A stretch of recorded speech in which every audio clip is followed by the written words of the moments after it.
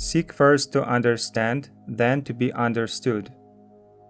We have such a tendency to rush in, to fix things up with good advice, but we often fail to take the time to diagnose, to really deeply understand the problem first.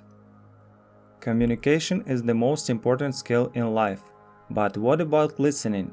If you want to interact effectively with me, to influence me, you first need to understand me.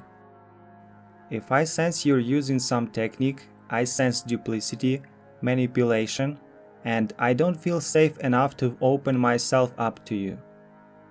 You may say you care about and appreciate me. I desperately want to believe that. But unless you're influenced by my uniqueness, I'm not going to be influenced by your advice. Most people do not listen with the intent to understand. They listen with the intent to reply. They are either speaking or preparing to speak. They are filtering everything through their own paradigms, reading their autobiography into other people's lives. We are filled with our own rightness, our own autobiography. Our conversations become collective monologues, and we never really understand what's going on inside another human being. Very few of us ever practice the highest form of listening, empathic listening. It gets inside another person's frame of reference. You look out through it, you see the world the way they see the world, you understand their paradigm, you understand how they feel. Empathy is not sympathy. Sympathy is a form of agreement, a form of judgment. The essence of empathic listening is not that you agree with someone, it's that you fully, deeply understand that person emotionally as well as intellectually. Empathic listening involves much more than registering, reflecting, or even understanding the words. Only 10% of our communication is represented by the words we say. Another 30% is represented by our sounds and 60% by our body language. Empathic listening is deeply therapeutic and healing because it gives a person psychological air. And after that vital need is met, you can then focus on influencing or problem solving. We evaluate, we probe, we advise, we interpret. We try to figure people out, to explain their behavior based on our own motives and behavior. We are so deeply scripted in these responses that we don't even realize when we use them. You will never be able to truly step inside another person, to see the world as he sees it, until you develop the pure desire, the strength of personal character, and the positive emotional bank account, as well as the empathic listening skills to do it.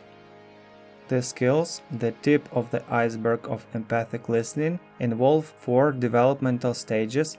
The first and least effective is to mimic content. You just listen to the words that come out of someone's mouth and you repeat them. You're hardly even using your brain at all. The second stage of empathic listening is to rephrase the content. It's a little more effective, but it's still limited to the verbal communication. The third stage brings your right brain into operation. You reflect feeling. The fourth stage includes both the second and the third. You rephrase the content and reflect the feeling. Now, what happens when you use 4-stage empathic listening skills is really incredible. You also help a person work through its own thoughts and feelings. As it grows in its confidence of your sincere desire to really listen and understand, the barrier between what's going on inside it and what's actually being communicated to you disappears.